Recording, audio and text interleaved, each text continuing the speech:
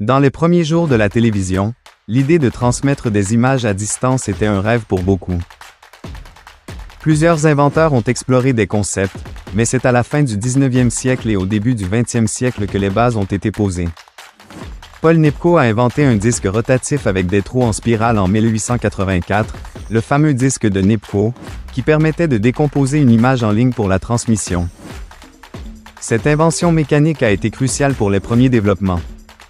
Le véritable bond en avant est venu avec John Logie Baird, un ingénieur écossais passionné. Le 26 janvier 1926, à Londres, il a réalisé la première démonstration publique d'un système de télévision fonctionnel. Son appareil utilisait une version améliorée du disque de Nipkow. L'image était certes rudimentaire, avec seulement 30 lignes, mais c'était la preuve que la télévision était possible. On parlait alors de télévision mécanique. Cependant, Baird n'était pas le seul sur cette voie. Aux États-Unis, Philo Farnsworth travaillait sur une approche différente, la télévision entièrement électronique.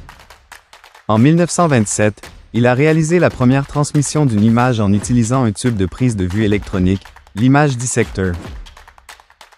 Son système, basé sur le tube cathodique pour l'affichage, offrait une image potentiellement de meilleure qualité et plus fiable que les systèmes mécaniques.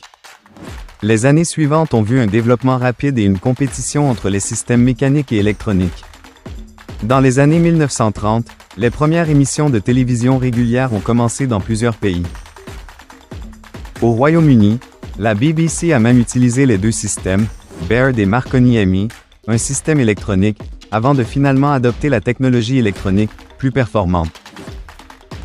Ainsi, l'histoire de la télévision est une fascinante course à l'innovation, avec des contributions essentielles de pionniers comme Baird pour la première démonstration et Farnsworth pour le développement de la technologie électronique qui allait dominer le monde. C'est la convergence de ces idées et de ces efforts qui a donné naissance à la « boîte magique » qui allait transformer notre société.